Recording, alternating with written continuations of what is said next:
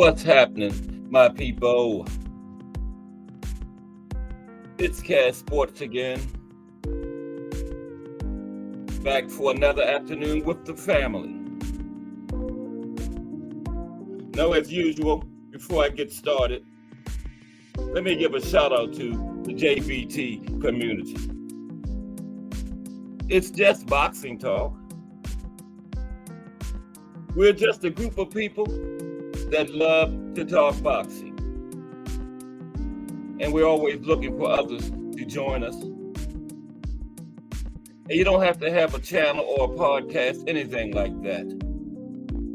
The only requirement is you just have to love to talk boxing. That's all. Miss Joette, salute.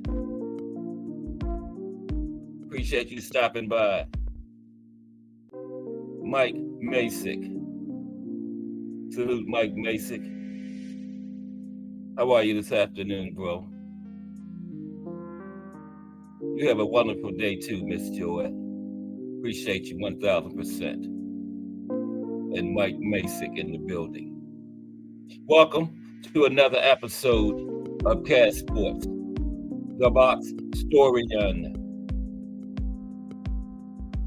This is the Friday afternoon edition. That's unbelievable. A couple hours ago, it was just Monday. How's everybody doing this Friday afternoon? It is Friday, right? Yeah. March 1st, Friday. That's what the laptop says down in the corner. 2 fight cards tomorrow. I'm going to go over them briefly. And of course, we're going to talk about the Bantamweight division today.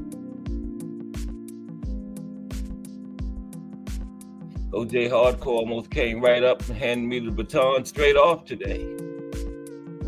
I appreciate that wonderful introduction he gave me. Had a great, beautiful hangout today, man. Ooh, wee. Can he top that in round 2? Because 8 plus 8 equals the hangout. But right now, it's time for Cash Sports, the box historian.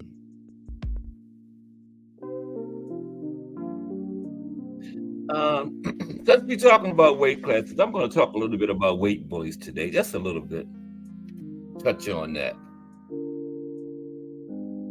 Get started around 2:30. Give a few more of my people time to get in here. I know they're coming. Yeah. Starting to look forward to this 2 o'clock hour every day. I hope my people enjoy it as much as I do. Just boxing talk, that's all. Oh yeah, tonight is the Friday night hangout too. Get ready for that. BYC and be ready to do a lot of laughing. Just do boxing coming up next in the Rise Card class, close the night down. And we also got Remo. Hashtag Let's Talk Fresh. Casual Corner being boxing news. We got some fire channels in this JBT. I'm proud and honored to be a part of it. Well, we're winding down on the weight divisions. We've been on them for like a couple weeks now. Started at heavyweight, came all the way through. Now we're at bantamweight. Of course, a little history on it, and then we profile 10 former stars that campaigned in the division, or at least campaigned part of their careers there. A lot of guys, the natural maturation process. As you're getting older, you're gaining weight, and not too many people stay in the same weight class. So most of these guys just pass through. Now Manny's better than all of them. Manny came from way down there. But we got 5 more to go. Probably finish it off next Thursday. Now the contest It's March 6th, Wednesday. But now it's going to be March 7th, Thursday. I might not even be on the air Wednesday. I might be, but I just want to make sure that I know I'll be on here the 7th, Thursday. So just move back one day. That's all. Give you a day longer to study. That's all. Yeah.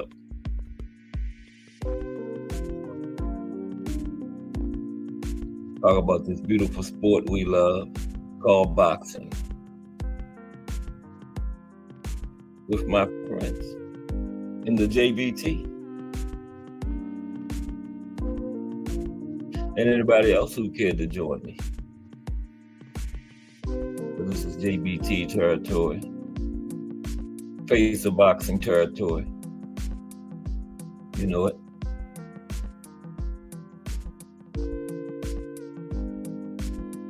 Beautiful day up here in Baltimore, Maryland, too. This weather's been okay. A little nippy. But you know how February could be a foot of snow on the ground and single-digit temperatures. We haven't had any of that this year. We had snow, but that's like an inch here, an inch there. I ain't mad at all.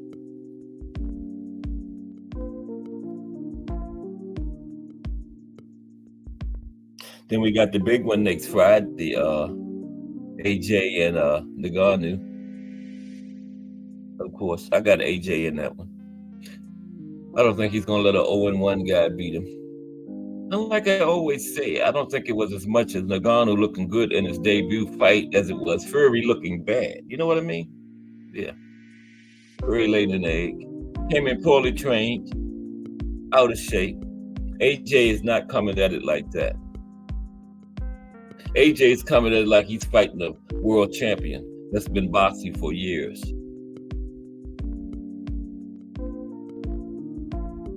But don't write Nagano off. Don't count him out. Because they say he has a boxing background. And, you know, the part, I don't know too much about MMA, but the part they call striking, where you stand up,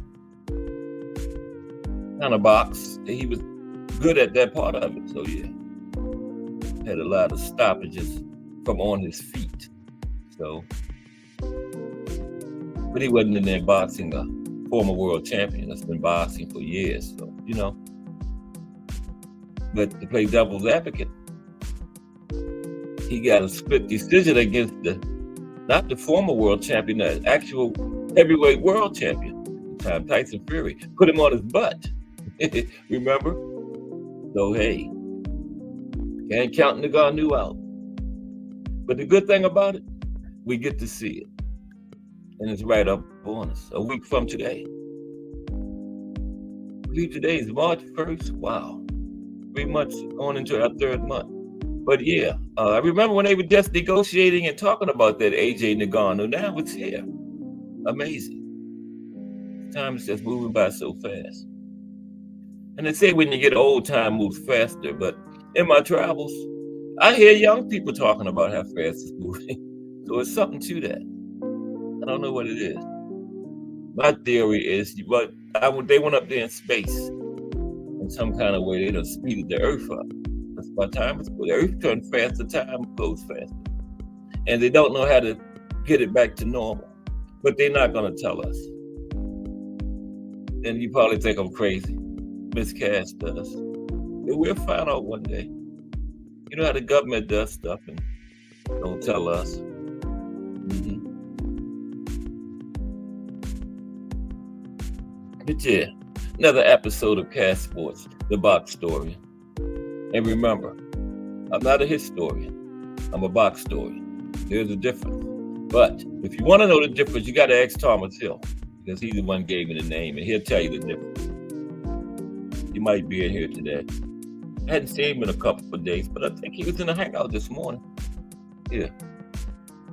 So if you see Thomas Hill, the mayor of these YouTube streets, ask him the difference between a box historian and a historian. Yeah, I'm going to have to ask him myself. But I know I'm a box historian. I do know that much. But everybody doing okay this Friday afternoon. Can't wait for the fights tomorrow. We got Amanda Serrano fighting 12 3-minute rounds again. Amanda just wouldn't fall for the banana in the tailpipe. The WBC wouldn't sanction them. She said, well, here, take your belt. And the WBA, the IBF, and the WBO sanctioned it. So, yeah. She's leading the way. Now, women boxers get on board behind her. Once you start turning those WBC belts into those sanctioning fees slow down, they'll get right on board with you. The WBC will be on that train too. Once those sanctioning fees dry up, because that's what they live for. They can create a whole new division, Bridgerweight. For the men, anyway, they moved. Cruiserweight is still 200, but they moved heavyweight back to 225, right? But I'm surprisingly, it's just one. I think it's just one sanctioning body so far that's on board with that. Yeah. But the others are standing there watching. As soon as they get a few fights and see how it works, they'll be on board too, because it's all about those sanctioning fees, you know. Al Booger has entered the building. What's up, Al Booger? How are you today, sir? This Friday afternoon. I'm just killing time until 2:30 to get started on this Bantamweight division. Let a few more people come in like you just came in. Salute to Al Booger. And there's the mayor of YouTube Streets, Thomas Hill. The mayor of this YouTube boxing, excuse me. Thomas Hill, hashtag JBT. Salute, my brother. And Thomas Hill, tell these people the difference between a historian and a boxtorian, please. Okay. Because I'm a boxtorian, not a historian. I told them they had to ask you the difference. Okay. But salute to Thomas Hill, hashtag JBT. Just boxing talk, y'all. That's what we're doing. Down to the Bantamweight division today. And the contest has been moved from Wednesday to Thursday. Just one day. Give you more time to study, okay? Give you more time to study. All right. Got the questions already done up. Good questions, too. I better hope I don't win. How's that possible, guys? You giving the test, how can you win? Kind of uncouth nonsense is that? The Cass Sports History Contest, and Cass Sports won it. That would be the talk of the town, wouldn't it? But how was everybody, though? It's Friday again. Everybody got a big weekend plan? We're going to get started in about 5 more minutes on the Bantamweight. Everybody got a big weekend plan? I know the mayor of YouTube does. He's got to run a whole community. So this weekend is going to be busy. Glad to have him in here.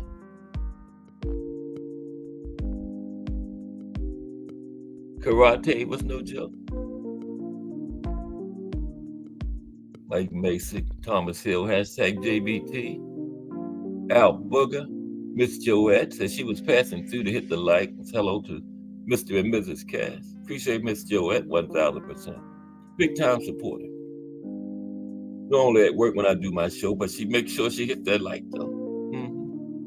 She makes sure she hit that like button for old Cass Sports. Just like Miss Joette. That's what I call support.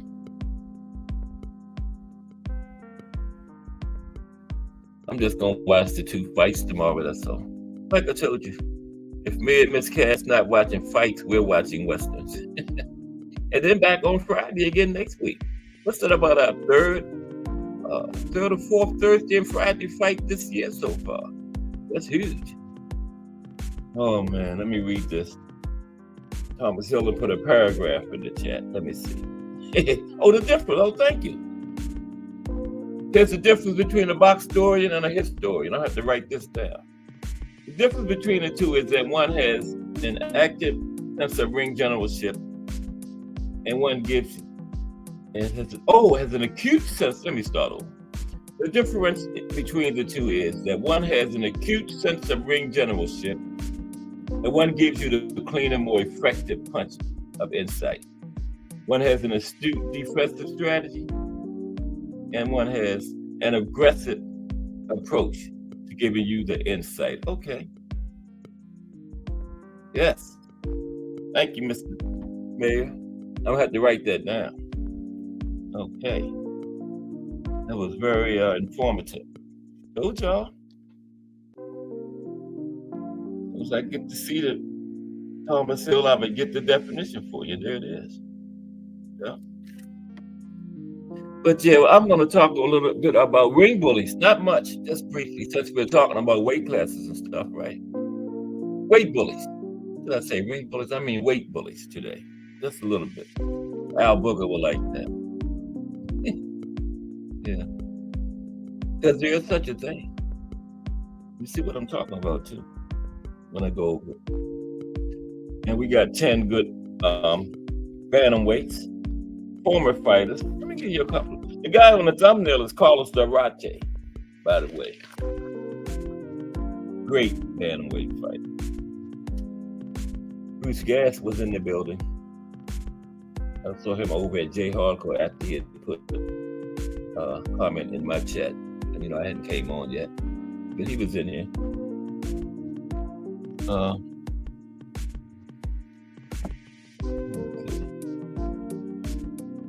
There's old school. I don't think old school was working today. I don't think. Yeah, Carlos Durante. That's him on the thumbnail. Some of these great former bantamweights. Who else we got?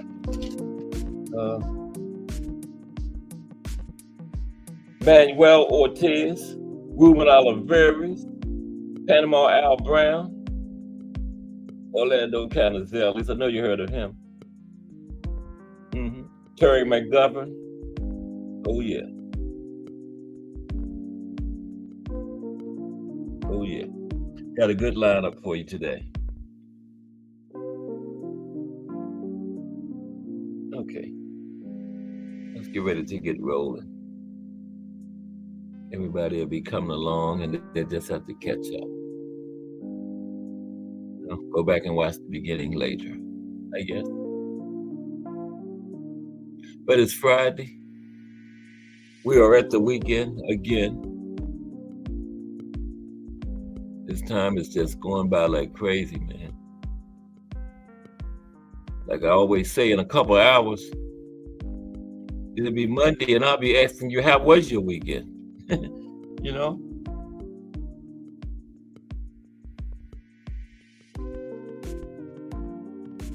That's how it works. Excuse me. Let me take a drink of water, then I'm going to get started. Usually have me a cooler on Friday. Miss Cass would get him. She had a doctor's appointment. She'll bring me one back.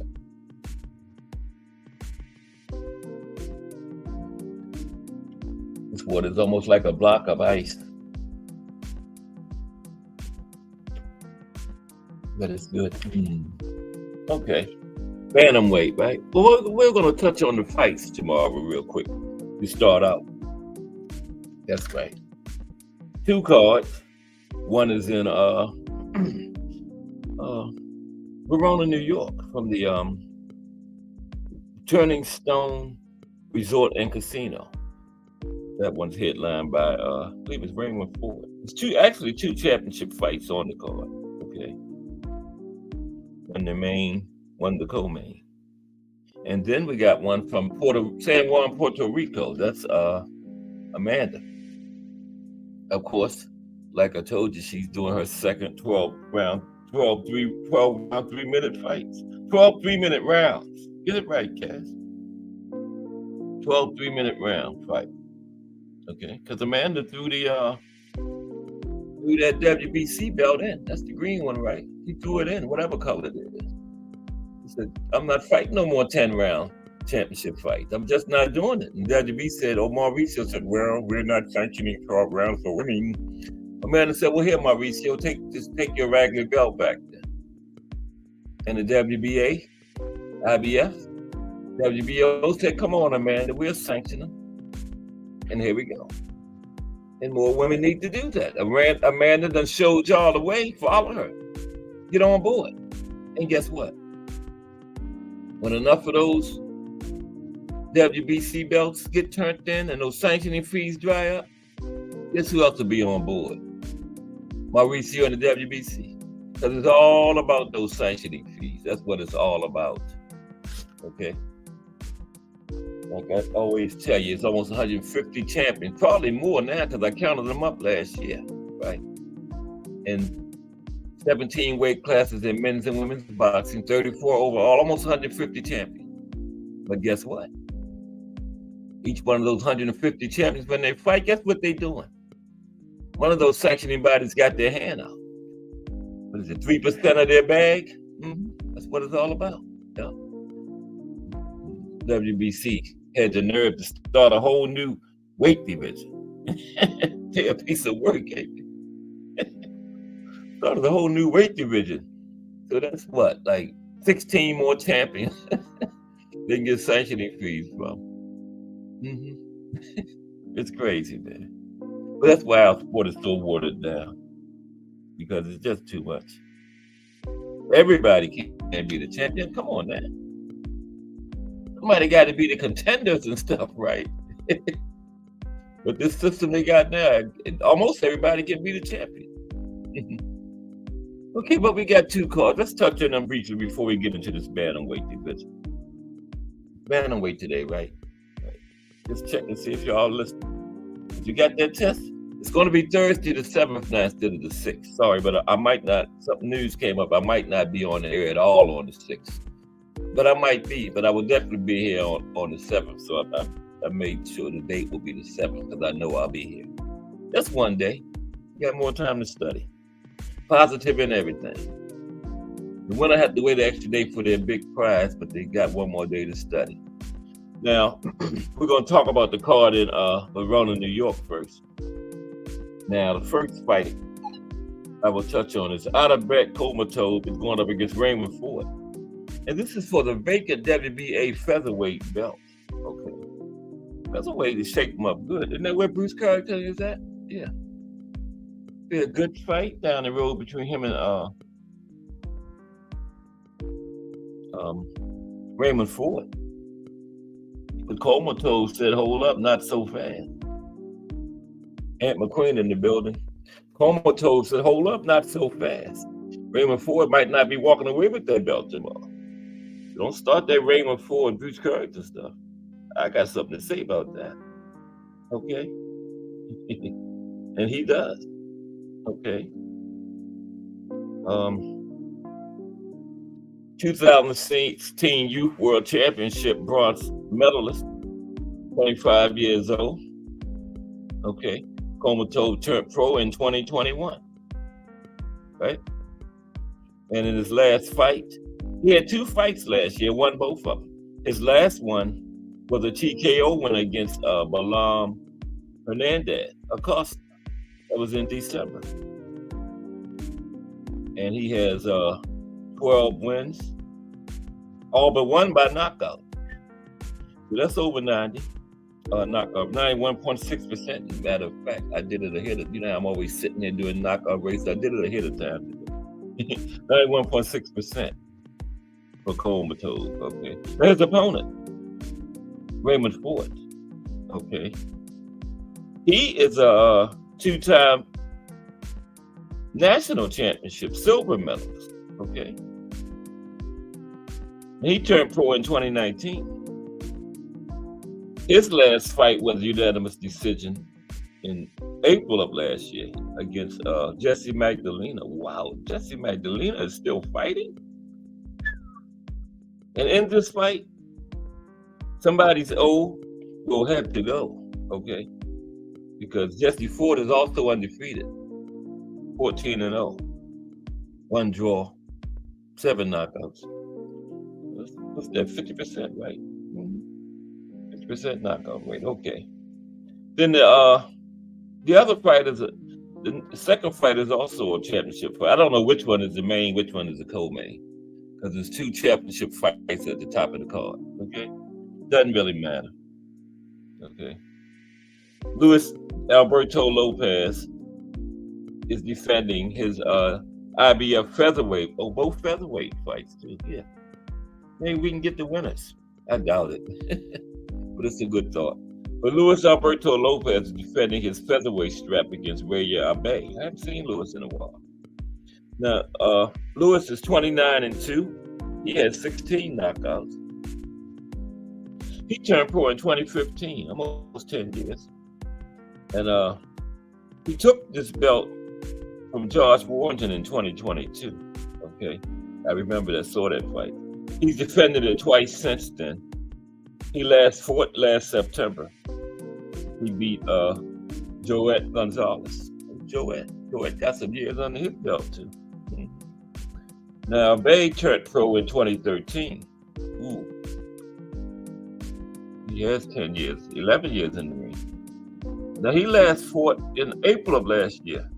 Okay. He beat Kiko Martinez. He's a Japanese fighter. And he's 25-3 with 1 draw. And he has 10 knockouts so far. Okay. Elsewhere on the card, we got Brian Norman in action, okay? Brian Norman Jr., he's fighting Janelson Figueroa. Boca Chica. Welterweights, 10 rounds. Okay? Just gonna go tell you who. I'm not going into them. Just the 2 championship fights. Then we got Rohan. This is a Rohan, pretty big card. Rohan Polanco taking on Tarek Zana. Welterweights. That's an 8-rounder. Troy Osley on the card, another top rank. You know, top rank had those good cards. Always. Troy Osley on there fighting Marcos Hernandez, middleweights, 8 rounds. Floyd Diaz. This is a good card, man. Floyd Diaz versus Edwin Rodriguez. Bantamweights, 8 rounds. Brandon Moore versus Halaman Ogwin. Heavyweights, 8 rounds. Bryce Mills versus Garfield Nagayat. Super lightweight, 6 rounds. And the last fight on this card is, guess who? Nico Aliwash back in there. Didn't he lose his last one? Yeah, but Nico Aliwash is on the card tomorrow versus Luke Januki. Something like that. But they're middleweights, 6 rounds.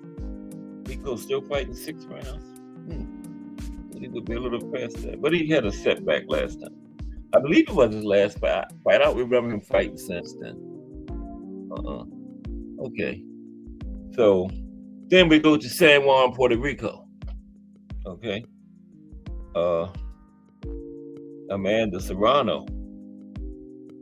She's 3-belt unified because she dropped the WBC, remember I was just telling you. Been telling you all week, really. She's going up against Nina Menke. Right, this is featherweight, WBA, IBF, WBO strap. 12 3-minute rounds. Amanda's 35 years old. 46 wins, 2 losses, 1 draw. 30 knockouts. And it always amazes me. She started in 2009. She was almost like, that was Lady Ali, Ann Wolf, all of Christy Martin, all of them just retired, like 05, 06, 07, somewhere around in there. So Amanda was almost back there, but she would have been very young, probably wouldn't have fought you. Plus, she's a featherweight. But yeah, 2009. 35 years old. This is her first fight in Puerto Rico since 2021. He fought Daniela Bermudez down there in 2021. He called himself the real deal. And everybody always talk about Manny is an 8th division, but Amanda is a 7th division champion. Okay? Nobody really ever talks about that, but that's a big deal. If Manny's 8th division is a big deal, Amanda's 7th divisions are a big deal. Okay. And yeah, this is her second fight competing in 12 3-minute rounds. Now her opponent, Menke, is 18-3 with 4 knockouts. He turned pro in 2016. German fighter. She won the European title in 2019. I don't know if she still has it or not. Her last fight was in October. She beat Laura Ledesma in a unanimous decision. This is the big card too. Got another championship fight on it too. Jonathan Gonzalez is defending his WBO junior flyweight title against Rene Santiago. And Jonathan was a former amateur standout. He's 27-3, 1 draw, 14 knockouts. Turned pro in 2011. He beat Edwin Soto in 2021 for the WBO junior flyweight title. And has defended the belt twice. Okay. His last fight was a decision over Yukichi Iwata in November. His opponent Santiago is 12-3, 9 knockouts. Turned pro in 2014. And he's on a 3-fight winning streak, trying to lift that belt off Jonathan Gonzalez, okay? Yeah, 3-fight winning streak. Last fight was in October. He knocked out Kevin Vivas for the interim WBO strap, okay? Then elsewhere on the card real quick. Remo in the building. Remo hashtag Let's Talk Fashion. Hashtag KBT in the building, okay? I guess everybody has seen the latest hashtag Let's Talk Fashion by now. Another good show. And we had another fire thing he did today. I think it was by everybody's take on the press conference. Didn't catch the last of that on Jay's show. Yeah, but Remo doing great work over there. This is a pretty big card, real quick. Jake Paul is on it versus Ryan Borland. Cruiserweights 8 rounds. Christopher Diaz versus Headley Scott. Featherweights 10 rounds. Pedro Marquez Medina versus Brandon Valdez. Featherweights 8 rounds. Elijah Flores versus Alejandro Munira. Welterweights 6 rounds. Crystal Rosado versus Gloria Munguia. Super flyweights 4 rounds. Another women's fight on the card. And last but not least, Javon Walton versus Joshua Torres. Featherweights 4 rounds. Couple of prospects. Okay. Now, before we start on the bantamweights, let's take a look at this. Weight bullies. Just brief. Talk about weight bullies. I want to talk about it real quick. Weight bullies. Yeah. This is my 106th show, by the way.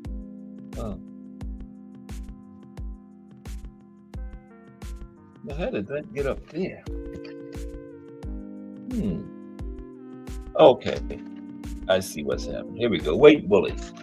But everybody doing okay this Friday afternoon? It's always kind of slow on Friday.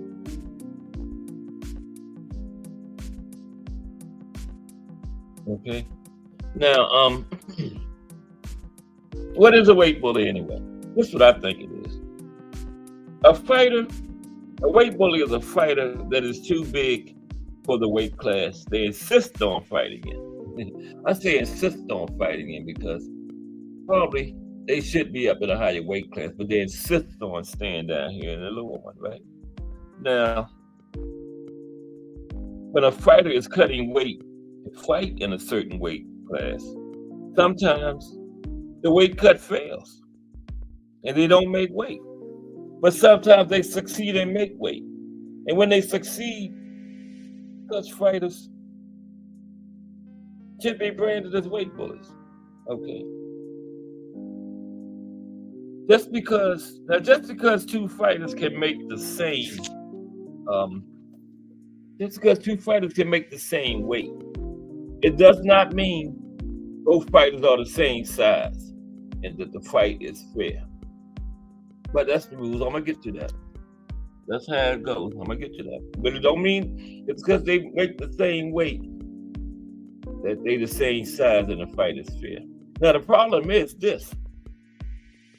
There's a range of possible weights that a given fighter may be able to make. Okay. A range of possible weights. Now if one fighter is stretched to his absolute limits trying to make a certain weight, while another fighter makes the weight comfortably, it means one man is naturally bigger, right? And if you go into all that, Why not just go up to the next weight class? Makes sense, right? So if weight cutting is no advantage, then why do so many fighters do it? Why is this guy going through all those limits to get down to that weight class? But just like the other guy made that same weight comfortably, he could go up and make that weight comfortable. Why go through all that to get down to that weight?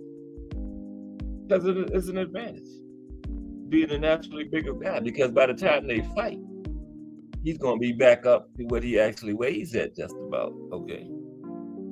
They got ways to put that weight back on quickly now, you know? Mm-hmm. Now, the fact that a fighter can rehydrate and gain a large weight advantage prior to the fight is directly due to the day before weigh-in system. Mm-hmm. Right? Direct result of that. Just Do Boxing is in the building. Salute to Just Do Boxing. And Lonnie Lee is in the building. Salute to Lonnie Lee and Just Do Boxing. We're in the Bantamweight division, but I was talking a little bit about weight bullies right now. Okay. Now, the fact, excuse me for a minute. I was right. Okay, I'm done. Now, like I said, the fact that a fighter can rehydrate and gain a large weight advantage prior to the fight is directly due to the day before weigh-in system, right? Now, as long as this loophole, I call it a loophole, as long as this loophole exists, fighters will take advantage of it, right? Yeah, I guess you can't blame them. They're not doing no more than they are being allowed to do, right? You know? So hey, can't be mad at them. Now, the only way to avoid this is mandatory day of fight weigh-ins with an allotted amount of weight a fighter is allowed to put back on. Now, they could do that with the day before weigh-ins, you know? It's called the rehydration clause, right? I mean, rehydration clauses are not bad because they have weight classes for a reason, right? I mean, if you're fighting at 135, why not have a rehydration clause of 135, damn it?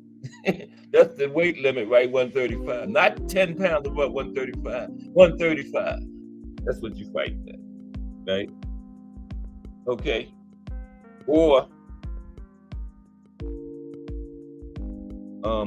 yeah, I was saying have an allotted amount of weight a fighter is allowed to put back on. None. Go up to whatever the weight limit is. Or just go back to the original same-day weigh-in system, but which posed enough of a dehydration risk that it was done away with in the first place. That's why we had the day before weigh-ins, right? Anyway. Now, the current day before weigh-in system is just considered to be the lesser of two evils, right? Considered to be the safer of the same day because that's why they stopped it, because the dangers of rehydration would pose, you know. So same day weigh-in considered the lesser of two evils. But yeah, it's a loophole. You know, you need rehydration clauses for every sanctioning body, really. That's the solution. But, you know, like I was saying, you can't be mad at the weight bullies because weight bullies are really just fighters who are taking advantage of a broken weigh-in system, right? And it just hasn't been an ideal solution to it yet. That's all. Weight bullies. Okay, that's all. Just my thoughts on it. Since we're going through weight classes, you know. Yeah. But that's my solution. Rehydration clauses for every sanctioning body. I mean, you can't put on 25 pounds between the weigh-in and the fight. Okay, you just can't do it, you know. But I agree, you gotta be able to put something on because of the dangers of rehydration. That's why they stopped same-day weigh-ins, okay. But not 25 pounds. Okay. Me too, Al Booger, what happened? Remo said congrats. Well, you're congratulating Remo. Okay. So we are talking about the Bantamweight division today. Oh man. Mm, mm. Yeah, am I? Let's see. Here we go, right there. A look into the past. Bantamweight. That's Carlos Zarate on the thumbnail, by the way. Okay. Little short look. Just a little short talk about bantamweight before we start profiling. Now, bantamweight is a weight division in boxing that's contested above 115 pounds and up to 118 pounds. But that's just on the day of the weigh-in. Now, the day of the actual fight, you can be way past 118. You can be whatever you can get to. Okay. Not unless it's an IBF championship fight or there's a weight rehydration clause in the contract. Other than that, you can weigh in on Friday at 118 and be 150 on Saturday and still fight for the bantamweight championship. Okay? That's just what it is. I ain't lying. Y'all know that's just how it is. It needs to be addressed. Okay? But that's how it is. I know a guy that just fought for 140 at the end of last year, 140 title, and he weighed 165 the night of the fight. Come on, man. Come on, man. He should have been fighting at super middleweight. And I'm not going to mention no names, Devin Haney. Okay. Now, the name for this weight class is derived from the Bantam chicken. Now, the first title fight with gloves was between Chappie Moran and Ray Lewis in 1889. At that time, the limit for this weight class was 110 pounds. Now in 1910, however, the British settled on a limit of 118. Seems like the British is always setting the limit that the United States always fall right in with what they did, what they said. I don't know why, but it just seemed that way. Like the British got a knack of coming up with the exact right, poundage. Now, December 13th, 2022, the monster, Naoya Inoue, became the first undisputed champion of the division in the 4-belt era.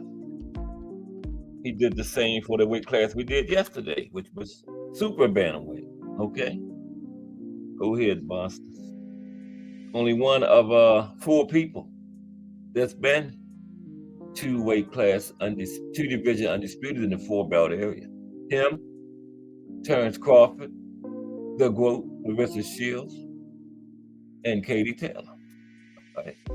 I think Katie Taylor has since dropped some belts at lightweight. So has Bud. I think the GOAT is she's still at 4 belts at super middleweight or something. I don't know. One of those weights. Yeah, the GOAT. Now, the current world champions right now in 2024 at bantamweight are as follows. WBA is Takuma Inoue, brother of the aforementioned Naoya. Takuma is his little brother. WBC is Junto Nakatani. He just won that last weekend. Took it from Alejandro Santiago. Wasn't that last weekend? Yeah, time going so fast. That seemed a couple months ago now. But that was last Saturday, wasn't it? Yeah. I know he just won it. The IBF champion is Emmanuel Rodriguez, and the WBO is Jason Maloney, one of the Maloney brothers. George Camboso's homeboys from Australia. Don't forget who? Plenty. What's that? Oh, my 100 plus episodes, right. And Remo, I didn't even remember the day I did 100. I said nothing. This is 106. So it was like, I think it was Friday. Yeah, it was last Friday was number 100. Okay. Oh, the contest is Thursday. It's been moved from Wednesday to Thursday, just one day. Give you more time to study. I might not even be on the air at all Wednesday, so I want to make sure it's a day that I know. I might be on the air Wednesday, but I'm not sure yet. But I definitely will be Thursday. So the contest is Thursday. Okay. One winner. Okay, 20 questions. They said prizes. but there's actually only one prize. One prize, one winner. Okay. We'll find out the prize Thursday on the day of the contest. It's a nice prize, though. I'm pretty sure the winner will be able to use it. I could use it. You might get my old one, and I'll take the new one. No, I wouldn't do that. If I could figure out a way to tape that box back up where it looked like nobody went in it. Nah. Okay, you get the new one. Now, okay, here's the rankings for Bantamweight. Current rankings. Number 1, Carlos Durante. Hold. Those are the 10 guys I'm profiling. Here we go, the current rankings. Number 1, Jason Maloney. Champion is vacant. Ring champions are usually vacant. Champion is vacant. Rank number 1 is Jason Maloney. Rank number 2 is Emmanuel Rodriguez. Number 3 is Alejandro Santiago. Number 4 is Vincent Astrolabio. Okay, Astrolabio. Vincent. Number 5, Nonito Donaire. Number 6, Paul Butler. Number 7, Ryosuke Nishido.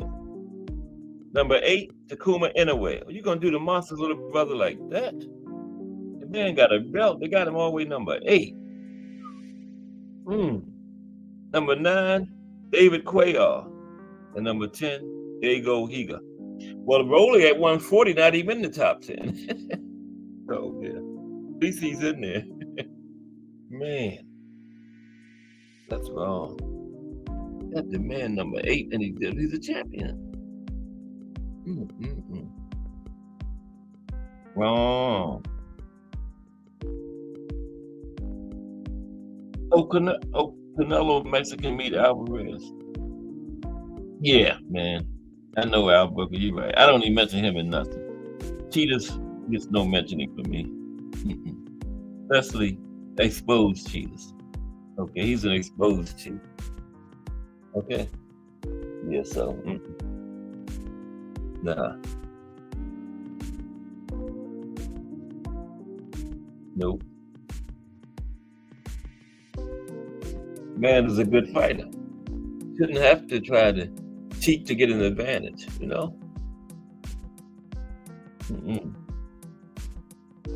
So who knows how good he really is? Once you've been exposed as a cheater, how many times were you cheating, right? Think about it. Once you get exposed, was he cheating in every fight? Is he still cheating? Oh, yeah. But we got 10 today. Let me set up my presentation again. I'm gonna have some videos and everything one of these days. I just learned how to put pictures up there. Slow down, Cass.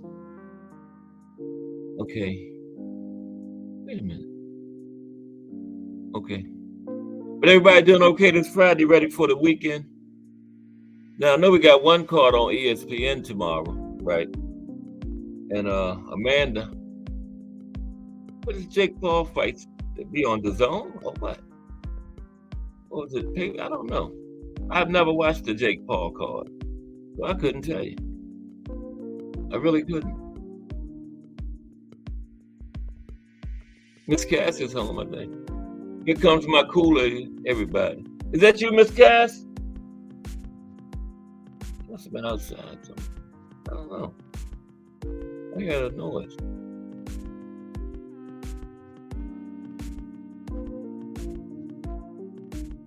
Wait a minute now.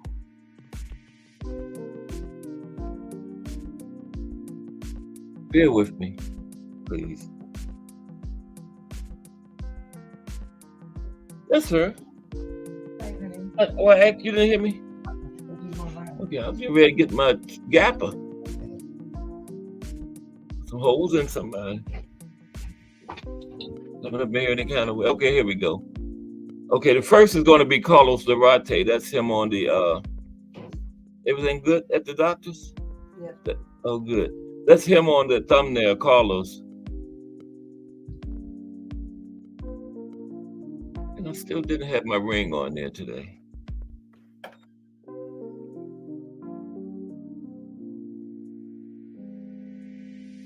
Yeah, I don't need to comment.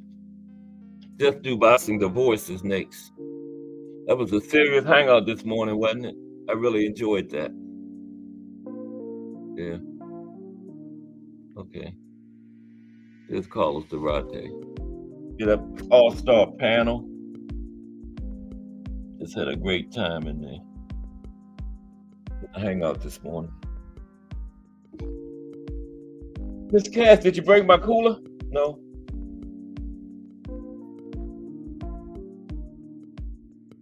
Okay, Carlos Durante. That's the last distraction. Here we go. Now, Carlos Durante fought from 1970 to 1988, right?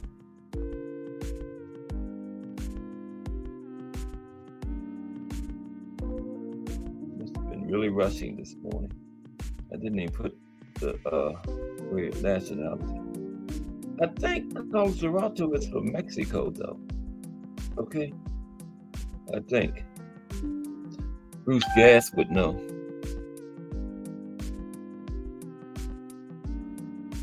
There's a message about Facebook. Okay, but that's Carlos Durante. Okay, he fought for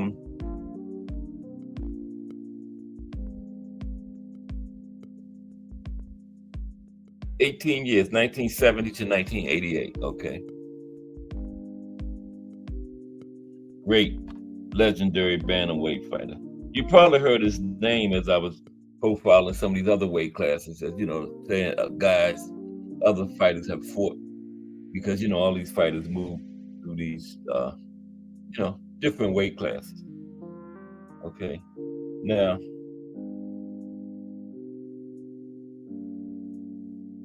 though Carlos Durante is not often given the top spot when you're talking about all-time bantamweight rankings, but you can't argue that he was the most dominant of all bantamweight champions. Okay.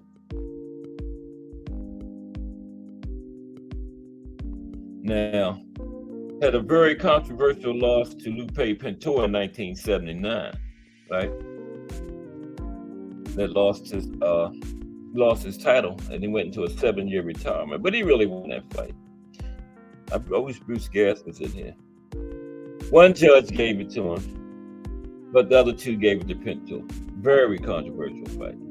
Carlos Durante versus Lupe Pintor. Okay, that was in 1979. Moved up to fight Wilfredo Gomez. He lost that one too. But at 118, this weight class we're talking about today, he never lost. Okay, never lost, and only 2 fights went the distance at 118. Now, Carlos, goodness, I didn't do my homework today. I don't even have the records on here. Okay. The Carlos only lost 2 fights at bantamweight.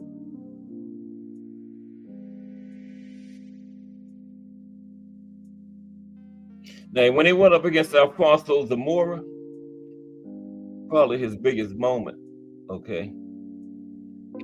Alfonso Zamora was a WBA bantamweight champion, right? When Carlos Durante fought him, he had a record of 29-0, all by knockouts.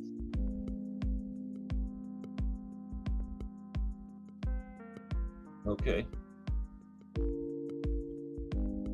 Carlos wound up going the distance. Lost the fight, but he lasted with. I don't know what I was thinking about. In the hangout. Okay, that's Carlos Durante. I can fix that though.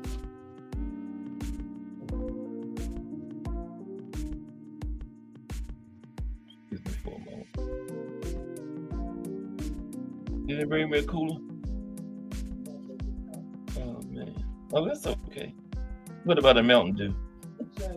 No Mountain Dew either? Oh man, but I got the old faithful water. That's what I need anyway. Okay. Carlos Durante.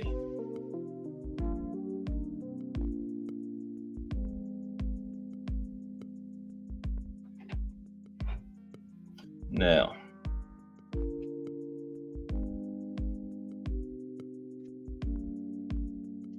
bear with me. Now he had a record of 66-4 with 63 knockouts.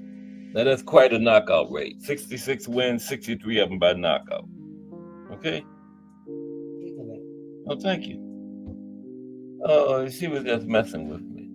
Here's my cooler. Thank you. And yeah, he was from Mexico. Okay. Now number 2 on the list is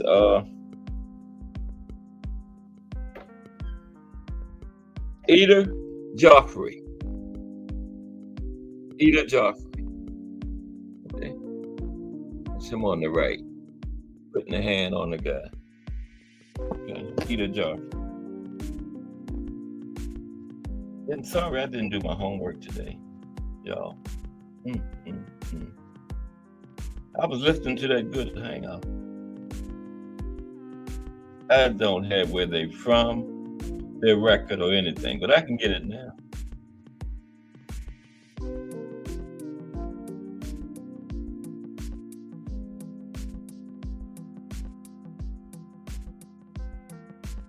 It's so good. It's gonna take me a little bit longer, that's all. I know my people will bear with me. But Eater Joffrey is next. There we go. But Eater fought from 1956 to 1976, a 20-year career, okay? He had 78 fights. He won 72, only lost 2. Okay, he had 4 draws, 50 knockouts.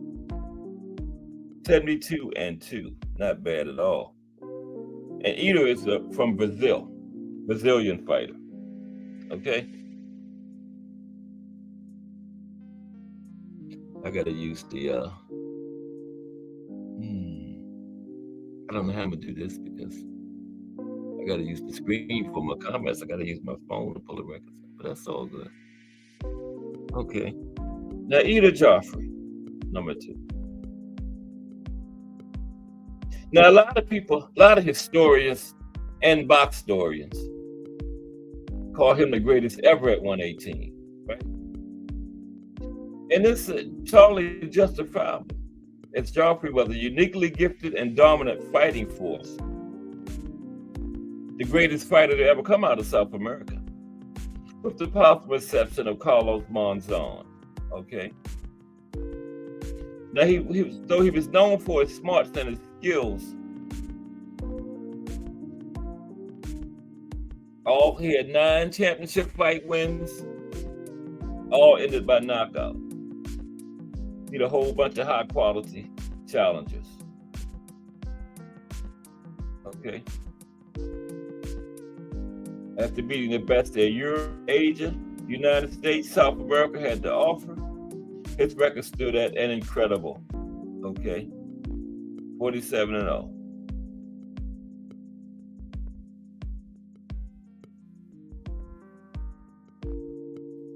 Eater Joffrey. Move on to the next, which is Terry McGovern. Now he was way back there. Terry fought from let me get Terry up here for you. You'll see that he's from the old days once you see his picture. Terry McGovern. There's Terry. Old picture.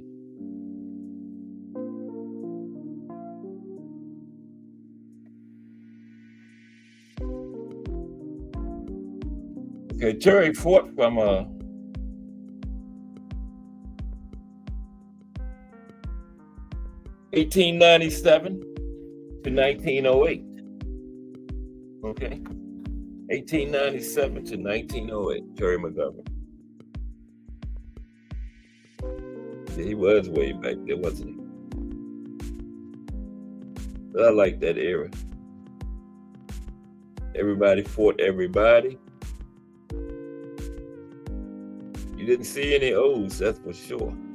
People wasn't concerned about that. People really wanted to be the best back then. You know? Yeah, they really wanted to be the best. Somebody come in your division talking trash and everything. You wanted to fight him. Now, Terry had 67 fights. He won 60, lost 4, had 3 draws, and won 45 fights by knockout. Okay.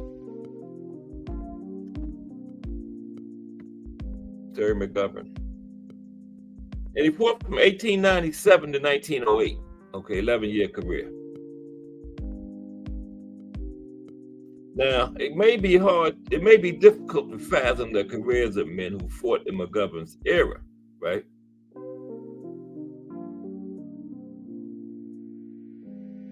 You know, some championships weren't considered terribly important back then. You know, people just fought. Okay, wasn't really worrying about championships. Okay. Now, the structure of the sport was completely different back then. That was rare at that time, but McGovern at his best was a wrecking ball. From 1899, when he first won the title, with a first-round stoppage of Pedlar Palmer, to 1901, he was a juggernaut. He knocked everybody out, and usually in very short order. Among some of the people, some of his victims were Harry Forbes, second-round knockout. George Dixon, remember him? George was the first black boxing champion. He knocked George out in the 8th round. Frank Earn, 3rd-round knockout. And lightweight legend, Joe Gans, stopped Joe Gans in 2 rounds. His power was as good as any fighter in the current era. Okay. Now, he don't have the long extended reign of some of the other people from that period, but he was as dominant as they come. Next up on the list is Manuel Ortiz. Manuel Ortiz.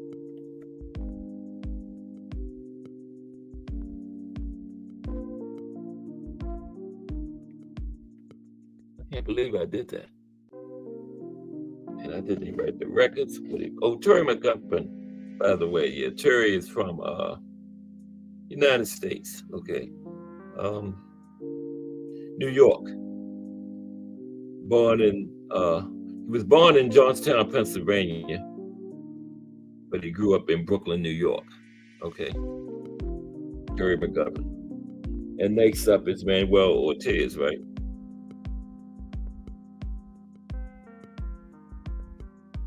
Yes, there's Manuel on the screen. Manuel Ortiz.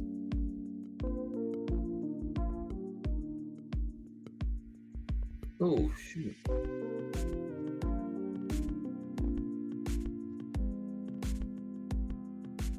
I'm looking at this box as we do this.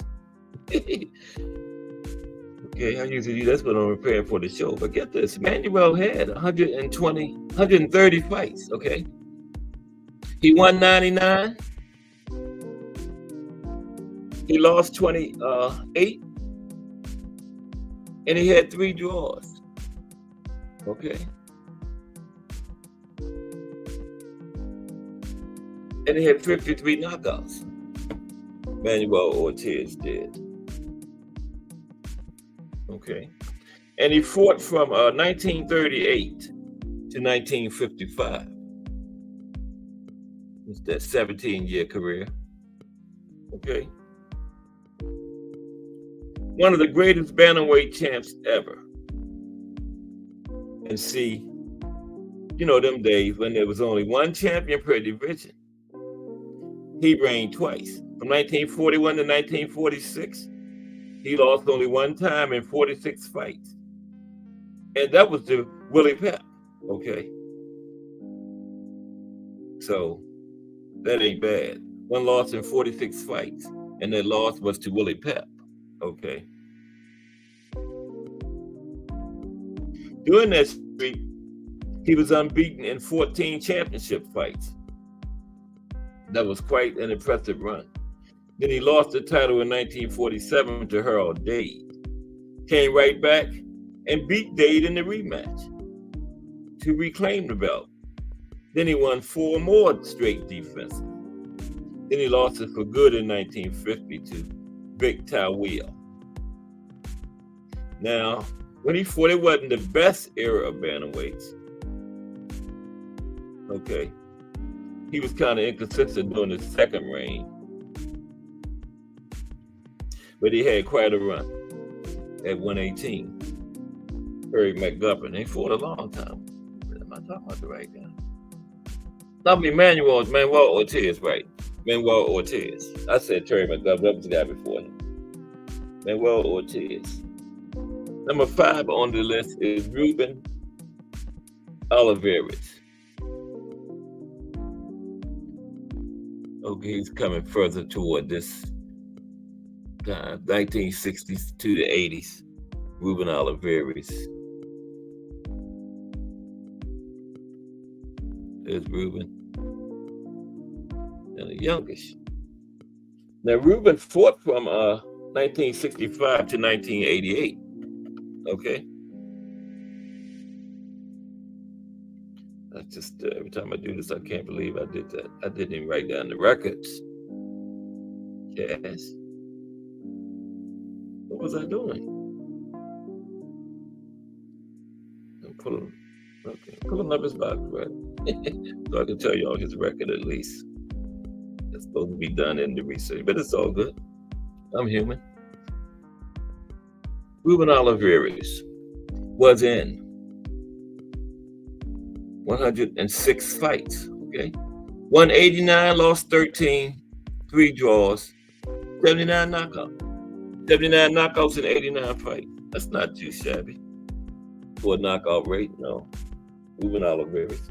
I told you he fought from, he had a 17-year career. 1965 to 1988, right? Now, Ruben was one of the most entertaining fighters ever. Called himself Rockabye Ruben, from Mexico.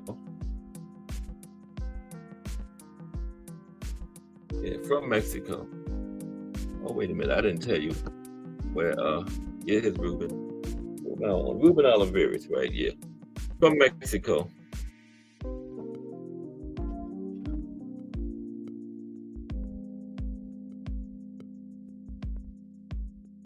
He had a lot of power. He was one of the fiercest punchers ever at 118. Deadly left hook. His type of knockouts will have his opponents struggling to regain their conscience, okay? Beat Lionel Rose in 5 rounds. Respect the champion from that era, okay? 1969. That was his first title shot. After 2 defenses against Alan Rukin and Chucho Castillo, he lost the belt in a rematch. Castillo was stopped on cuts, okay? Then he had another fight. He regained the belt, 1971. After that, he had 6 straight successful defenses, all by knockout. Lost to Rafael Herrera in 1972. Then he moved up to featherweight. Remember, he had 77 knockouts. Yeah, and 88 wins. Not bad. Ruben Olivares.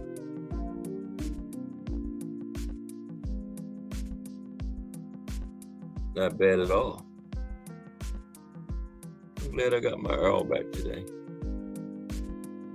Get you up there, Ruben, okay. What's going on in the comments? Nothing. Oh, yeah. Our booker said tiny chap. Okay. Okay, Ruben Olivares was number 5. Number 6 is Panama Al Brown.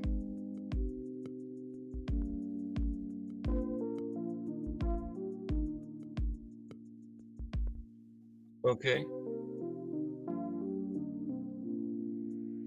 There's Panama Al Brown there. Panama Al. Now, Panama Al Brown had a 20-year career from 1942, excuse me, from 1922 to 1942. Okay? 20 years. Pretty long career. And how you can stay in there 20 years. That is quite an accomplishment right there. Don't even matter what your record is. It's a long time to be in the ring. Of course, he was for Panama, right?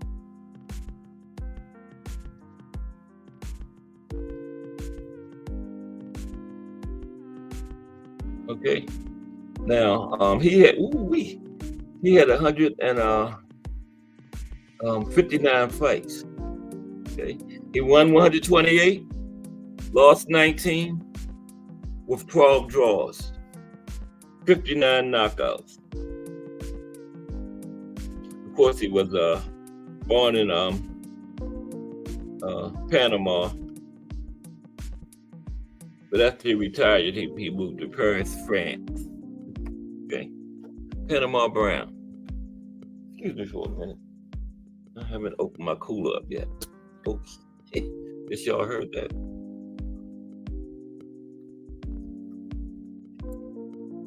It's Friday. Smirnoff Ice. Little weak thing. Okay. Let's see, talk about Panama Brown. Panama Al Brown. Now check this out. He was a bantamweight, but he had the same reach as Joe Louis and Max Smelling, heavyweights. Okay, here you can see how arm is long. He got some long arms. Now, Brown was a freak of nature, right? Perfectly proportioned at nearly 6 feet tall as a bantamweight. Wow, that's a tall bantamweight. That's 118, 6 feet. That's almost worse than the towering Inferno, 6'7" at 154. Now, he was bantamweight champion from 1929 to 1935. Hard-hitting, fast, and skilled. Now, he got criticism for being unwilling to defend his title once he won it, as he was a bantamweight champion, but he was doing more fighting at featherweight, right? But he was the best bantamweight of the era though, when he did go down to defend it. Okay. Probably could beat anybody on this list if they all was fighting in the same era. Yeah. Al Brown would come out on top. Panama. Okay. Next up on the list is Pete Herman.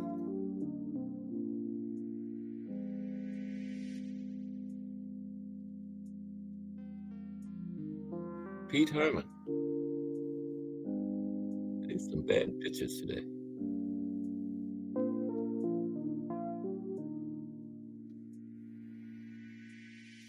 Yeah. Yeah, at that time, you're right, Al Booger. I didn't make that connection. But you're 100% right. It wasn't even 118 then. The Al Booger be listening. You're 100% right. I didn't even make that connection. It wasn't 118 yet. 110. That's even worse. That is even worse. Isn't that something? 110 pounds, 6 feet tall. Come on, man. Is that possible? He had to be split. Like a stick. 110 pounds, 6 feet tall. Man, unbelievable. But next is Pete Herman. Wow. That is unbelievable. Good point, Al Booger. I had forgot. Yeah, because 118 didn't come a little few years later, right? See, this dude was at bantamweight when it was 110, and he was 6 feet tall. They said he was a freak of nature, and he was. He had the same reach as Joe Louis and Max Smelling. Heavyweight. Okay. Probably just as tall, I guess. Okay. Bear with me. Next up is Pete Herman. Yeah, but that's crazy. That is worse than the Tower Inferno. What is he, 6'7" and 154? I think 6 foot 110 is a little bit worse to me.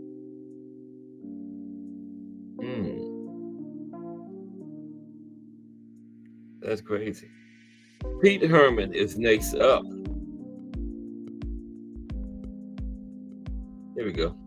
Now, Pete Herman fought from 1912 to 1922, 10 years. Pete had 83 fights, okay? He won 61, lost 13, 9 draws. There's another one with a lot of draws back in that era. 20 knockouts. I wonder what was up with all the draws back around that time. I can't think of no reasoning for it. It was a lot more fights, but still, all the draws. Crazy. Okay, Pete Herman. I'm still on Panama Brown. Now, he's kind of overlooked when you're looking into history of this division. Now, he was in the first era of great bantamweights. Okay, he fought for 1912, 1922. Helped to legitimize the division in the process. Okay, he fought the great Kid Williams. The first fight ended in a draw, but he took the bantamweight crown from Kid Williams in their second fight. Beat the likes of Johnny Colin, Joe Lynch. I think we talked about Joe yesterday. Well, Joe might be on this list. Yeah, Joe is on this list. He beat Johnny Colin, Joe Lynch twice, and numerous others. He finally lost the crown to Lynch in 1920. But in 2021, he knocked out Jimmy Wild in England. I guess he had to, because he wasn't getting no decision from Jimmy Wild in England, in London. But he went over there and knocked him out. Okay. And Pete, by the way, Pete is American from Louisiana, New Orleans, Louisiana. Went over there and fought Jimmy Wild, and he knew he needed the knockout to beat Jimmy Wild in London, and that's what he got. Okay. And he was the first ever bantamweight champion, 2-time bantamweight champion, okay? First ever to lose it and regain it. Pete Herman. Pete Herman. The great Pete Herman. Went to London and beat Jimmy Wild. Nobody thought he would do it neither, because, you know, Jimmy Wild kind of like going over there fighting Tyson Fury and trying to get a decision, you know what I mean? But he didn't have to worry about the judges. He knocked him out. Knew what he had to do. Next up is Orlando Canizales. Orlando Canizales. Panama Breezy is worse. Yeah. I think Panama is worse to Al Booker. Because I was saying 118, then you reminded me that it was 110 at that time. Hadn't he went to 118 yet? That's even worse. 6 feet. Was bad enough 6 feet 118, but 6 feet 110? Come on, man. He ain't looked that skinny, and he looked skinny, but God, he had to be like a stick man, like a pencil. 6 feet 110. Like he might look around like he's malnutrition or something. But next is Orlando Canizales. Yeah, that's Orlando right there. Orlando is number 8. Yeah. That's him right there. Gotta be Orlando. Because I was rushing today. These pictures, and I didn't even put down the people's records of where they're from or anything. Now, Pete was from the United States, New Orleans. New Orleans. Now, Orlando fought from 1984 to 1999. More up this way again. Yeah, 1984 to 1999. There's only 4 more to go. We got super flyweight. We got flyweight. We got junior flyweight, and we got minimum weight. 4 more. So I will finish up Thursday. And I'm going to start doing the profiles on boxers again, but it's only going to be once a week. I think it's going to be on Fridays. I'm going to profile a fighter every Friday. Okay? But next Friday, that's going to start the following Friday. Because next Friday, I got this thing where it's going to be about fights we missed. You know, fights, good fights that we wanted and missed from back in the day. And disappointing fights. Not Earl and Bud, but something similar to that, like a Bud and an Earl or a Cool Boy and Monster. Fights we really thought was going to be something, then it ended up being like one-sided beatdowns and stuff. That type of thing next Friday. Once after we finish with the weight divisions, that's going to be next Friday's show. And then the week after that, we will start our profiling a fighter once a week. We'll never run out of fighters to profile once a week, right? Yeah.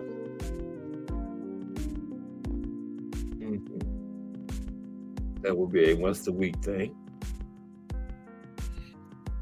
You know, Gas Sports, the Boxtorian. And this is the History Channel. You know. Yep.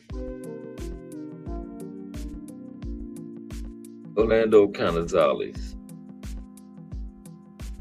Box Rec Cast, not Box Tech Rec. I didn't even write down the records or anything. I don't know what I was doing today, man. Off my game this Friday. I'm sorry, y'all. Pardon me for that. But anyway, Orlando Canizales had 56 fights. He won 50, lost 5. He had 1 draw. And he was from United States. Laredo, Texas, where Orlando was from. American fighter. Okay, he fought from 1984 to 1999. 15-year career. Told you his record, right? 50-5, yeah. 1 draw, 56 fights. Orlando Canizales. Now he's another one like I think it was it Pete Herman? Or it was Pete Herman, I think. He doesn't get enough credit for his historical respect, you know, from what he did in the sport. He had resounding stats, right?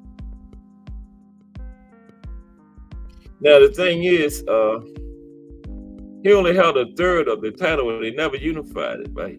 Because he was in the three belt era, right? And he only had 1 of them, never unified it, so that was held against him. Because back around that time, when they was unifying titles and stuff, you know, like a guy have a title, somebody come in that weight class, talk about they champion, you know, it's like, I want that, give me that. But, you know, they worked against Orlando that he didn't do it. You know, he had 1 title and was content to keep it. So like the guys is nowadays, content to share the title, like, yeah, it's 8 champions in this division. I'm glad I'm 1 of them. They wasn't like that back then, and it was only like 2 and 3 belt eras. But Orlando was they kind of hurt him when he didn't never have a unification fight, right? And his resume was kind of suspect too, you know. Yeah. Now he was a good ring IQ. He mixed his brain with his skills in there. Orlando did. That doesn't say 3:30. Yes, it does too. Time it gets away from me like this. But yeah, Orlando had a good ring IQ. He had great skills too. Little power. Nothing to write home to mom about, but he had little power. But he never lost at 118. But like I said, his resume was kind of suspect. But he was a champion. He never lost at 118. Okay. All his losses came when he moved up, or before he got to 118. He only had 5. Okay. So I'm talking about Orlando, right? Yeah, he only had 5 losses. None of them came at 118. Okay. Now, although he never unified his titles, he did have 17 title fights, right? For that one strap he had. Okay. Yeah. But in an era when boxing was known for unification fights and stuff, he never fought in one. Okay. And again, that worked against him. Okay. That was Orlando Gonzalez. Next is Joe Lynch. Joe Lynch. Is Joe.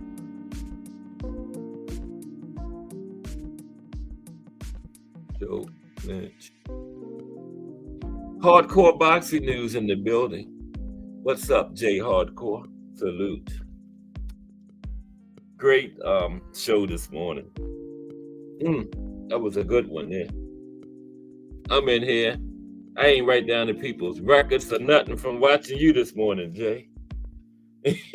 I'm looking at Box Rec now to get my people's records and stuff. But that was a great hangout. Great hangout today. Yes. Enjoyed that thoroughly. All-star panel. And guess what? We got another hangout coming up at 8 tonight. Because 8 plus 8 equals the hangout. All right. And this is the Friday night hangout. It's J Hardcore from hashtag JBT, that is. And forget that JBT. Just boxing talk. Yeah, but that was a good show this morning. I wasn't doing what I was supposed to be doing, watching that. But it's all good. I got Box Rec right here in front of me. But who did I say was next? Joe Lynch. I got Joe up on the screen. Up on the screen, not screen, scream. That's REEM, not screen. He's on the screamer. Okay, Joe Lynch. Anyway, Joe fought from 1915 to 1926. 11-year career for Joe. He was rugged, resourceful, battler. He wreaked havoc during one of the better eras of the 118 division. He had 150. I didn't get Joe's record, as a matter of fact. Anyway, he had 115 fights. Joe Lynch never got stopped in 115 fights. And it's Jade's fault I don't have the records of it. His show was so good this morning, I couldn't stop watching. But it's Joe's record right here. Never got stopped. That's a lot of fights. 157 fights. Okay, Lynch.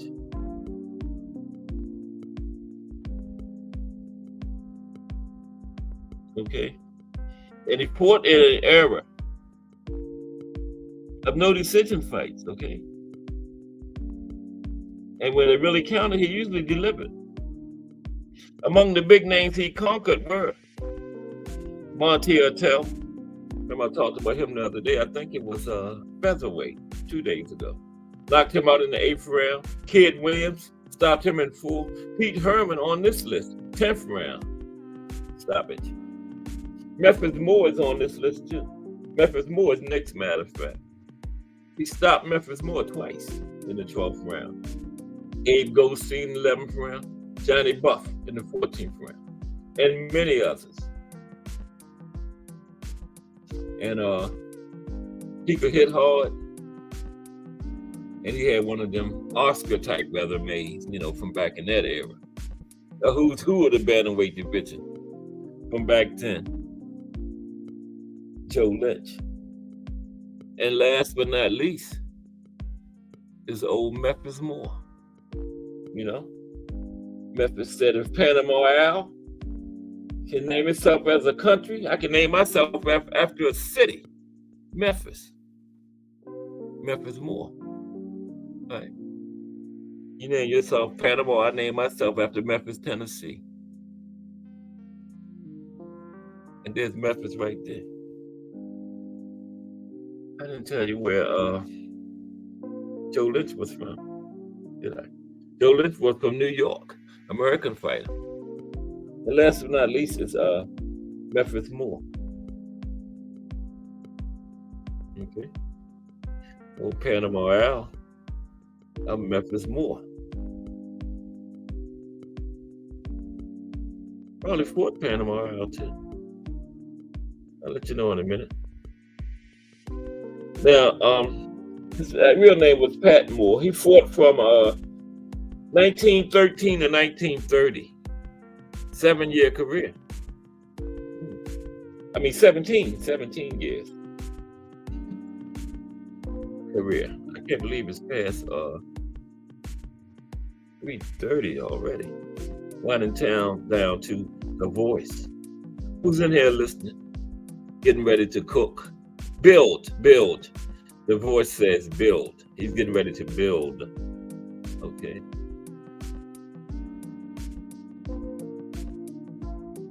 Yeah, and does he build? I ain't gonna miss it. I'm gonna be in there listening to that build. Then rest for a little while and get ready for the Friday night hangout. Okay, but Pat Moore, Memphis Moore. Okay. Memphis is taking his time here. I don't know what's up with Memphis. One more time. I'm gonna give up on old Memphis. Patrick Moore is his real name. There he is.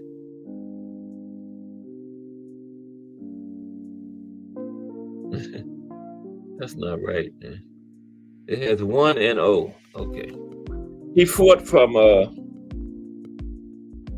1913 to 1930. I know the man was more than 1 and 0. Boxwork has 1 and 0. Now, I did my work earlier. I would have researched it and got his real record, but hey. Bruce Gas, Boxing, Jazz, and More in the building. Well, he was in the building earlier, too. I saw his name, and then when the hangout was still going on, he came in here, then he jumped back over to the hangout. But salute Bruce Gas, Boxing, Jazz, and More. Okay. Talking about Memphis Moore is the last one of the bantamweights that's getting profiled today. 20 minutes away from The Voice. Now, Memphis Moore, real name was Patrick Moore. And he's an American fighter, Californian, you know, West Coasterner. He's another overlooked fighter from the golden era of bantamweights, you know, 20s, around in their 30s, right? Now, it says he had 256 fights. I couldn't get his box record to come up. 256 fights. He got stopped one time, right? Ooh, he beat Kid Williams, Jack Wolf, Frankie Burns. Beat Jimmy Wald in 1918. And Jimmy Wald, when Memphis Moore beat him, his name Memphis Moore, he's not even from Memphis. Damn. Memphis. Should have been San Francisco Moore. But I guess Memphis, the M sound better. Because he was from San Francisco. But he beat Jimmy Wald. Jimmy Wald was 123-1. And Memphis Moore beat him. There's Miss Cass, hashtag JBT. Waving the pink hand. Hello, Miss Cass. Everything okay out there? Okay. She's right around the corner. Okay. But yeah. He beat Jimmy Wald, legendary fighter. And Jimmy had only had one loss. Memphis gave him number 2. That was in 1918. Okay. Beat Pete Herman, who was on this list.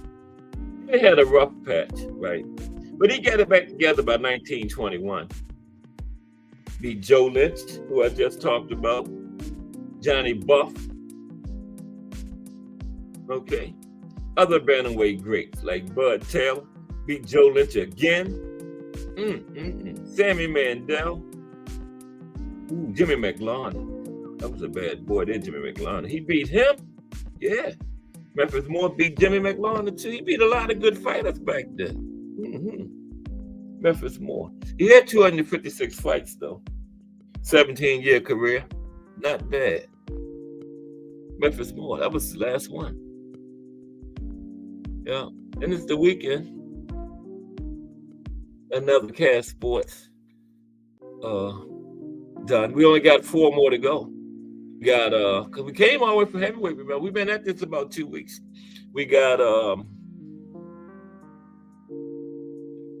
super flyweight 115, right? Then we got 112 flyweight, 108 junior flyweight, and 105 is, what is it, minimum weight or straw weight? One of them. It might be both. Is minimum weight and straw weight the same thing? I gotta look. I know it's one of them. 105. No grown man should be weighing 105. I think my 7-year-old granddaughter weighed 105. But hey, somebody got to ride the horses, the jockeys and stuff, you know. I know I'm going to do some butchering on some names when I get down there, though. Because ain't too many Americans down there. Mostly South Americans, Asians. So I'm just going to start spelling the names out. Man. Yeah. I can't think of any Americans fight under like 112. Can anybody? I can't. It's one of the Russells at 118, ain't it? Ain't he down at one of the Russells is down that way? Yeah, I think. Gary something Russell. I can't think of his middle name. Allen. Something like that. Down around 118, yeah. 122, something like that. Yeah. But not too many Americans down in those weight classes. I can't think of any. Like I say, mostly South Americans, Asians, you know. Yeah. Not too many fighters from Europe down there neither. There's my ring. Got to hear my ring. Yes, in the background. Okay. Yeah, but I appreciate everybody for sticking with me. I got a small core group of people, but it's a solid core group of people. Yes. You know, and we're going to get there one day. Glad to be a part of this great JBT movement. You know, that is a great movement founded by Jay Hardcore, the proprietor of Hardcore Boxing News. JH Hardcore. H stands for Hangout. Yeah. Yeah. Started the JBT movement with what an idea he had, man, when he did that. I remember when he first started talking about it. Then he put JBT behind his name. And I ain't bragging.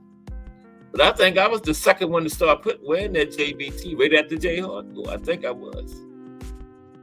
Then Tim Layton, Lonnie Lee, Justin James, Remo, Thomas Hill, Gregory Pratt. Yeah, a whole bunch of them got it.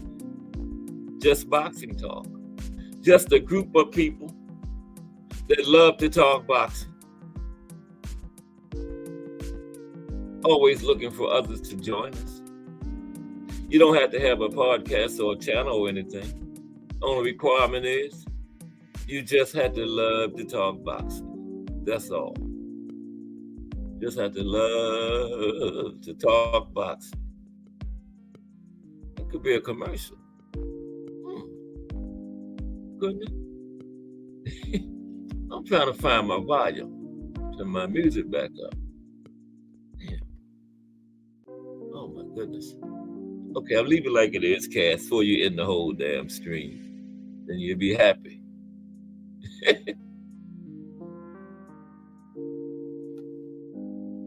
it one more time.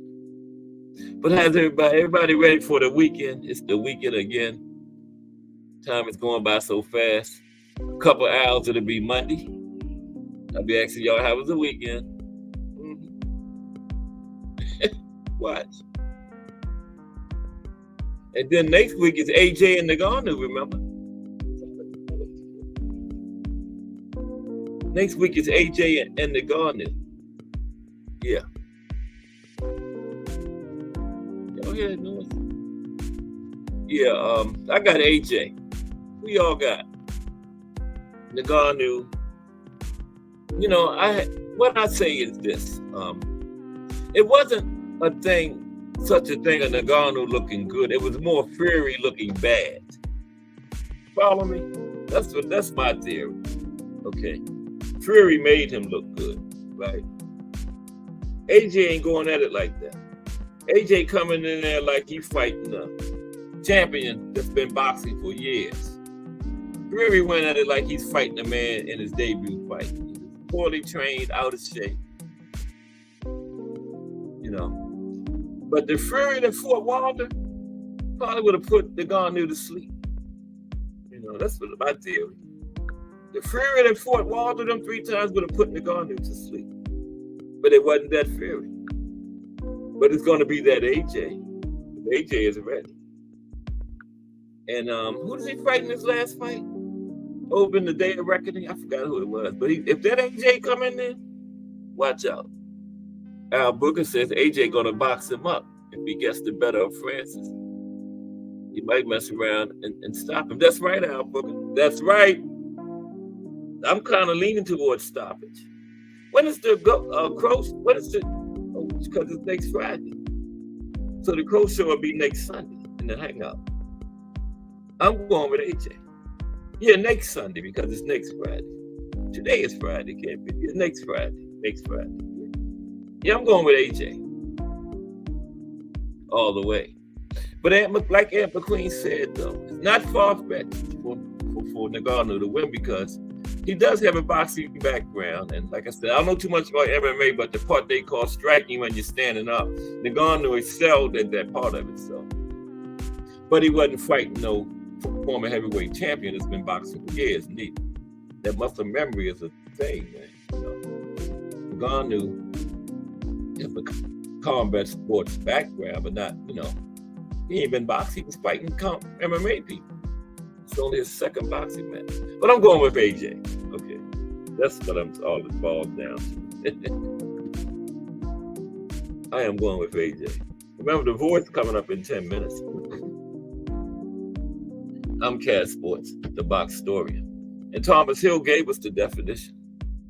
I got to go back and write it down. Told y'all, it's the difference. You had to ask Thomas Hill. He was in here and gave it to us today. The difference between a box historian and a historian. I'm the difference, right? Yeah. But this is the JBT movement. Another Cat Sports winding down. Monday will be super flyweight division. Only 4 more to go. Then we got flyweight, junior flyweight, minimum weight. And I'm going to go back to profiling former fighters, but it's only going to be once a week on Fridays, right? Now, next Friday, I got something planned on fights we didn't get, you know, that like we really wanted, didn't get, or disappointing fights. I'm not going to do this one, but kind of like I said, like a Bud Earl, Cool Boy Monster, where we had so much high expectations for so long, and then it was just like one-sided beatdown. Disappointments like that. I'm going to do a show on that Friday. Them two might be in there, who knows? Because it really was a disappointment. In the same week, remember that? Remember that Tuesday? Monster just beat Cool Boy down. I was hurt for a little while. Not that much. I ain't lose nothing. And they both made a lot of money. But anyway, he beat him down. So then we was like, well, we got Bud and Earl, sir. There ain't no way that's going to be like that. Lightning struck twice. Another one-sided beatdown. Whoever would have thought that, man? As long as he waited on those 2 big fights, 2 one-sided beatdowns, and a few days apart. That was really something that week, wasn't it? Unbelievable. 2 one-sided beatdowns. Wow. And both of those guys that gave the beatdown is 2 the only men that's been 2-time undisputed in 2 divisions in slow down, Cass. Undefeated in 2 divisions in the 4-belt area. Okay, that's what I was trying to say. There's also 2 women that did it too now, don't forget. And the women did it first. Wait a minute. Clarissa did it first. Wait a minute. No, Clarissa did it first, then Bud, then Katie, then Monster for the second undisputed. Okay. Yeah. I was going to say undisputedness. It sounds like a word Jay would use. For the second undisputedness. Is that a word, Jay? Undisputedness? You would know. For the second undisputedness. Oh, wow, that's crazy. But it's Friday. Appreciate everybody. We're going to make it. I do my rundown at the end. You know how other big shows come on and holler at the people in the chat at the beginning. But ain't nobody in here in the beginning, so I do mine at the end. But it's all good. Don't worry about what you heard. It's all good. Right? I'll be back Monday. Yeah, I was, Jay. I tried to play it off. I was hurt on both of them. You know, both of my guys got beat down. Was the wrong side of that one-sided beat down. You know? I mean, wasn't nothing close about neither one of them. They was just straight up thorough ass whippings. I ain't gonna sugarcoat it. They was both straight up thorough ass whippings, man. Monster and Bud dished it out. Terrible. Monster just jumped on Cool Boy as soon as the fight started. Damn. Bud did too. Well, but that's Monster stoppage. What was it? A stab jab to the body and I think it was a left hook? And a right cross ended it? Or the right cross or the left? I know it was that sequence. A stab jab to the body. Then it was either a left hook and then a right cross or a right cross and a left hook. And I said, it's over with Cool. Well, he got up. He got up, but that was it, man. I don't know why he got up. Because that was...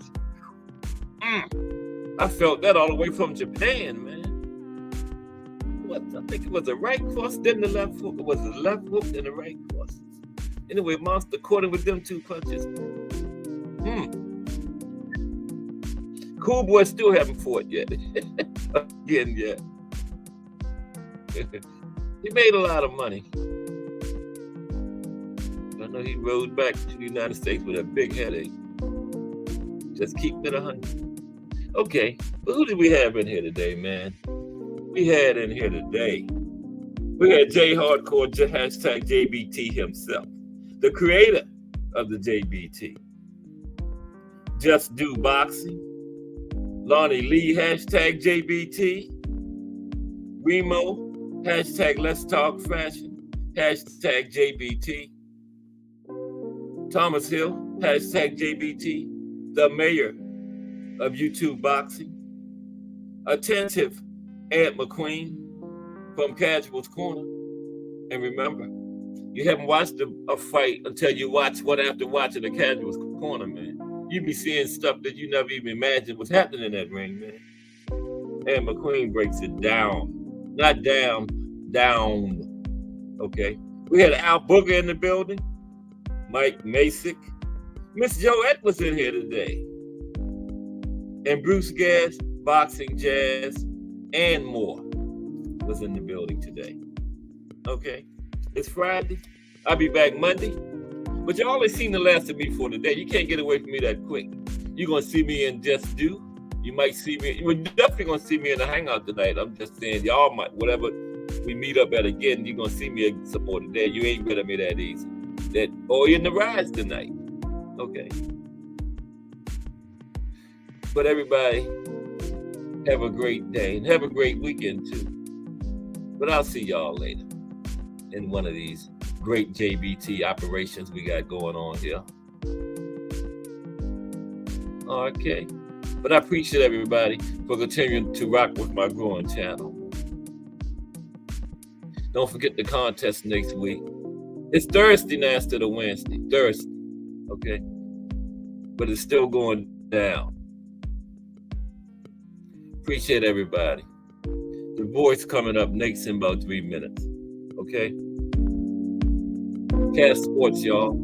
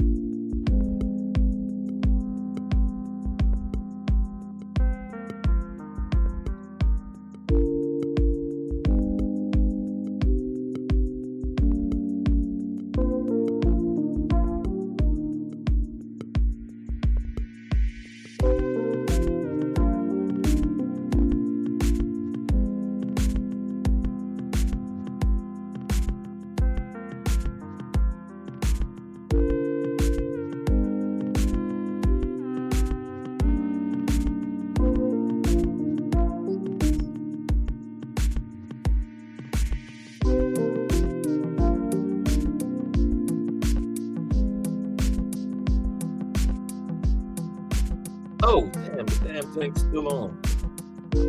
Shit, I'm getting late. Hey, see y'all.